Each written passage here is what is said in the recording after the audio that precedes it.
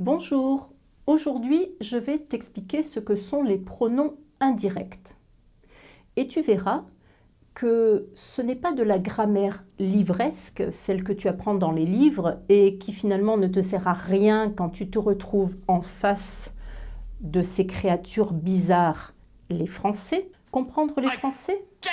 Les comprendre, c'est pas toujours facile, mais arriver à leur expliquer ce que toi tu veux exprimer, alors là, parfois, c'est vraiment difficile.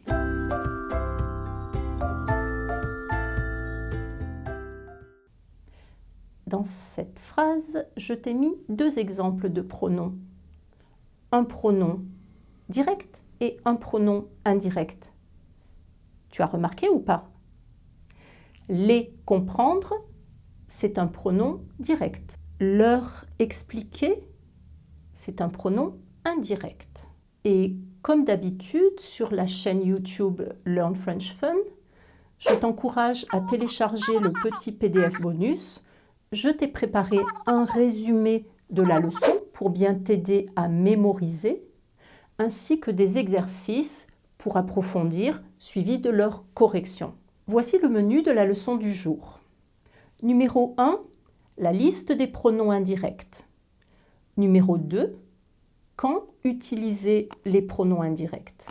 Numéro 3, un peu de vocabulaire autour des verbes directs et indirects. Numéro 4, un exemple particulier avec le verbe manquer.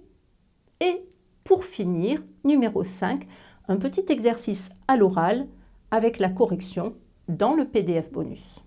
La liste des pronoms indirects. Il y en a 6.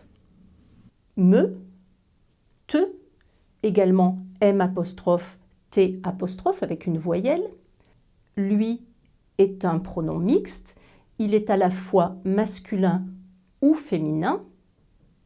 Nous et vous. Et le dernier de la liste, c'est le pronom leur. Attention, leur s'écrit sans S. Leur avec un S, c'est un mot possessif. Mes parents et leurs amis, par exemple. Donc leur, pronom indirect, n'a jamais de S et c'est également un pronom mixte. Il se réfère au féminin comme au masculin. Numéro 2, quand utiliser les pronoms indirects? Les pronoms indirects, c'est logique, ne sont pas directs. Les pronoms indirects sont utilisés quand on a un verbe avec la préposition à. Parler à, demander à, offrir à. Alors attention, les pronoms indirects sont seulement utilisés pour remplacer une personne ou un animal. Deux exemples. Tu parles à Franck en français? Bien sûr que oui, je lui parle en français. Et tu as donné à manger au chat? Oups, j'ai oublié de lui donner à manger. Mais alors, si le verbe est indirect avec à, bien sûr, mais qu'il est suivi de quelque chose, un objet ou une idée, et pas une personne ou un animal, qu'est-ce qu'on fait? Quel pronom utiliser? Dans ce cas, on utilise un autre pronom, le pronom Y. Par exemple, est-ce que tu as pensé à tes chaussures de randonnée? Oui, j'y ai pensé. Est-ce que tu t'intéresses à la politique extérieure de la France? Non, désolée, je ne m'y intéresse pas vraiment. Alors, petit secret entre nous, et ne le répète à personne. Quand tu apprends un nouveau verbe, il est absolument essentiel de le noter, de l'écrire et de l'apprendre avec la préposition. Est-ce que le verbe est direct, sans préposition? Est-ce qu'il est suivi d'une préposition? Et si oui, laquelle? Par exemple, tu peux avoir la préposition à, de, sur, à cause de, au-dessus de, etc. La préposition, c'est un petit mot stupide qui bien souvent ne veut rien dire. Mais attention, la préposition est importante. Elle a bien souvent le pouvoir de changer complètement la situation dans la phrase. Je vais te donner deux exemples. Le verbe aider, et le verbe demander.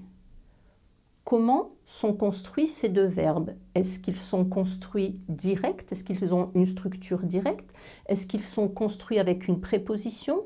Est-ce qu'on dit aider quelqu'un ou aider à quelqu'un? Est-ce qu'on dit demander quelqu'un ou demander à quelqu'un? Alors, le verbe aider se construit sans préposition. Du coup, si je te pose la question, est-ce que tu as aidé ton frère? Tu vas répondre avec un pronom direct. Oui, je l'ai aidé, L'. Le verbe demander, en revanche, se construit avec la préposition à. Est-ce que tu as demandé à ton frère s'il venait ce week-end? À ton frère, on va utiliser un pronom indirect. Oui, je lui ai demandé. 3. Un peu de vocabulaire autour des verbes directs et indirects, des verbes construits sans préposition, des verbes construits avec la préposition à. Voilà un avant-goût de ce que tu dois faire si tu ne veux pas faire la moitié du travail. Tu découvres un nouveau verbe, tu le notes sur ton cahier par exemple, et tu le notes avec la préposition. Petite liste. Tout d'abord, quelques verbes directs. Aider quelqu'un, regarder quelqu'un, aimer quelqu'un, voir quelqu'un également, voir quelque chose, demander quelque chose, expliquer quelque chose, etc. Maintenant, des verbes indirects.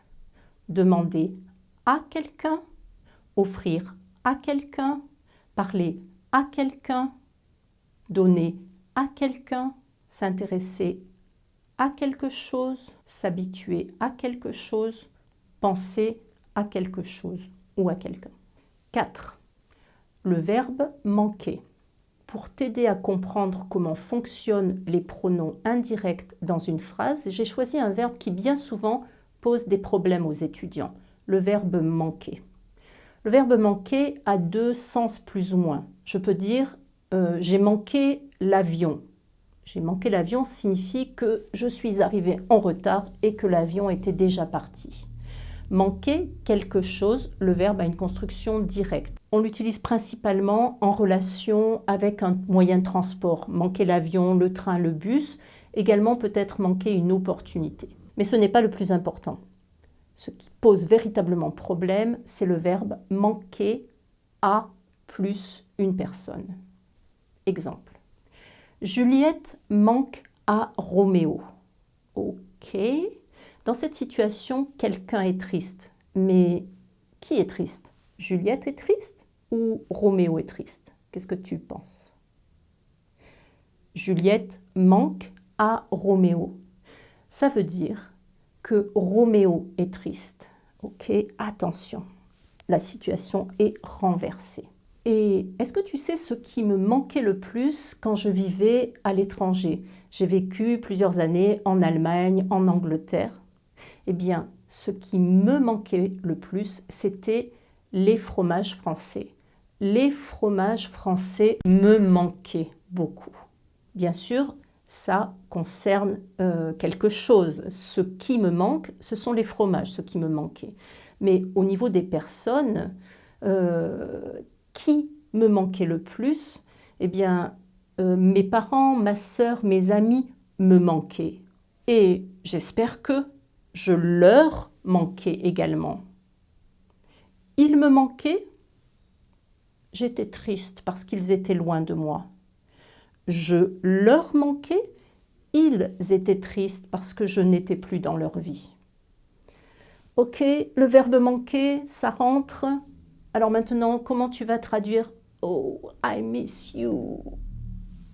Nous terminons, comme promis, avec un petit exercice à l'oral. Je vais te poser 5 questions auxquelles tu répondras en utilisant un pronom indirect, me, te, lui, nous, vous, leur, pour remplacer une personne ou un animal, on l'a vu.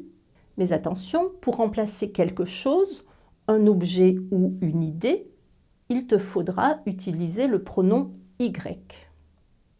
On est parti? Première question. Est-ce que Pierre répond à la question en français? Oui? Non? Question numéro 2. Est-ce que tu réponds à Pierre en français? Question numéro 3. Est-ce que tu téléphones souvent à tes parents? Question numéro 4. Est-ce que tu offres des fleurs à ton prof de français? Et dernière, est-ce que tu penses à ton futur voyage en France? N'oublie pas de télécharger le PDF pour avoir la réponse à ce petit exercice oral. Tu trouveras également d'autres exercices avec la correction. Et puis surtout, mets-nous des petits messages dans le commentaire, abonne-toi à la chaîne et mets-nous des petits cœurs. Ça fait toujours chaud au cœur d'avoir des petits cœurs. Au revoir, à bientôt. Okay. Voici la liste. C'est pas très clair, non? Dans ce cas, à cause de l'heure falsch.